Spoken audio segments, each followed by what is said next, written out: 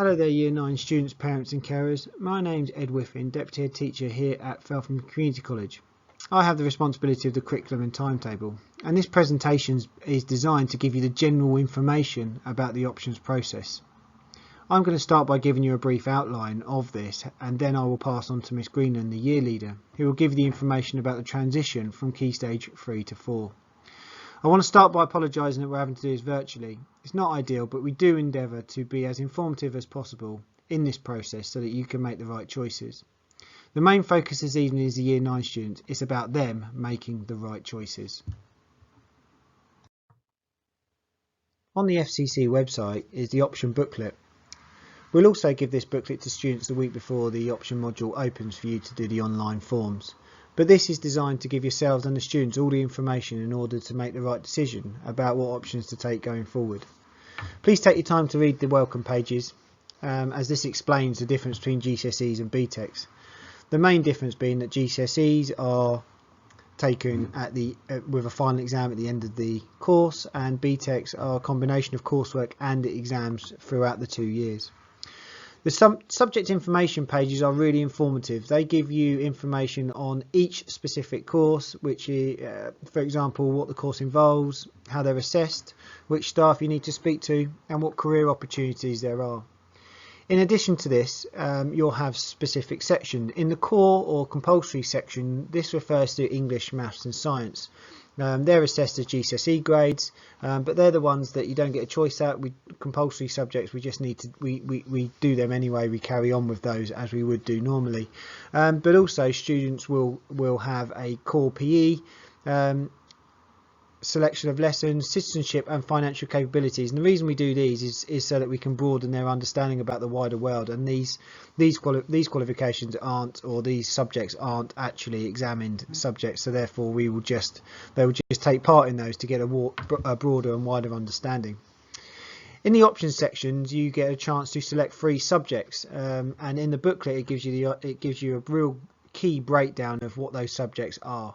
And when you look through those, you might see that actually some of them are a level 2 qualification. Now that level 2 qualification simply means that it's equivalent to a GCSE. So if you did a level 2 qualification but you only achieved the level 1 grade, then that is equivalent to GCSE grades 1 to 3. If you did the level 2 and you achieved the pass, merit or distinction, you would achieve grades equivalent to a GCSE of a 4 to 9. In addition to the option booklet, the curriculum leaders have created a more personal video that you can watch on the FCC website, which takes you and the students through all the information you need to take into account when you're selecting your options. Please take your time to browse through these, as they are really good and informative. To find them and the option booklet and the forms, please go to the FCC website. Under the Students tab, click on the Key Stage 4 options and you'll have the links there to follow. I always say in all my assemblies that this is the best time of a child's secondary school journey, obviously apart from finishing, because it's a time where they can really focus in on the subjects that they really enjoy. Students are able to have some say in what they would like to carry on with and take forward, but that being said, it's really important that they choose the right subjects for the right reasons. Having an interest in a subject and a subject being part of a journey into a career are great reasons. Choosing a subject because their friend has also chosen that subject isn't the best reason that we could think of. There is never a guarantee that students picking the same option will be together, so it's really important to be individual in this process and pick for their future rather than for their friends. I just want to spend some time now talking about the curriculum changes that have happened over the past few years and some of the terminology that you may have come across on social media or in the news.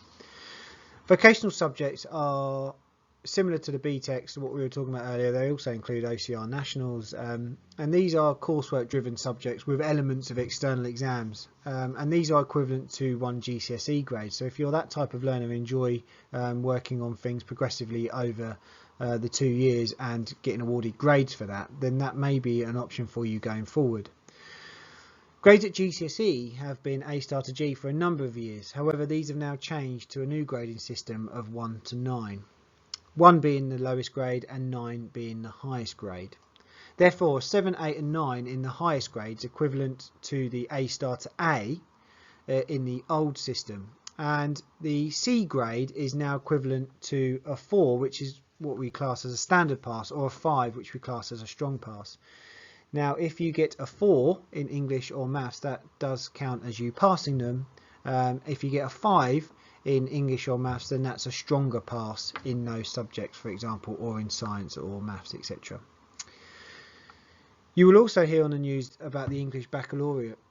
Now, this isn't a separate qualification, but it's a group of subjects put together to form this baccalaureate. Now, in summary, students need to achieve a grade 9 to 4 in English, maths, science, geography or history, and French or Spanish. So it's 5 subjects.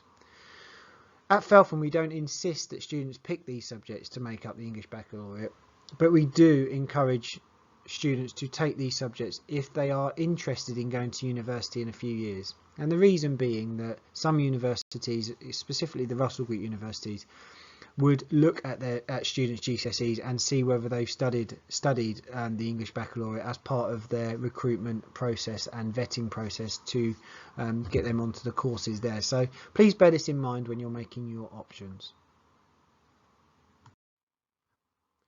At the back of the booklet on page 42 is a list of the subjects that students can choose from.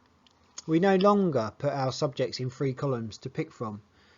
We do after the students have chosen their subjects, but we don't do that before because we feel that we can be more flexible with the option choices if we have it as an open choice rather than specific subject in specific blocks.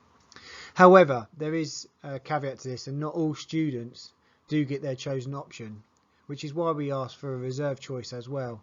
But last year, to put some minds at ease, last year we had over 750 choices to match and only 20 of these had to be their reserve choice. So we do try hard to make sure that everyone gets their first choice options. The most important subject, the one that you want to do above all others, must be recorded as option 1, your first option. The second most important is the second subject, and so on. The deadline for returns is Friday the 12th of February.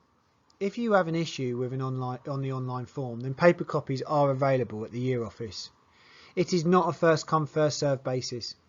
If a subject is oversubscribed, then students with the better attitude to learning grade or selected it number 1 will be chosen first.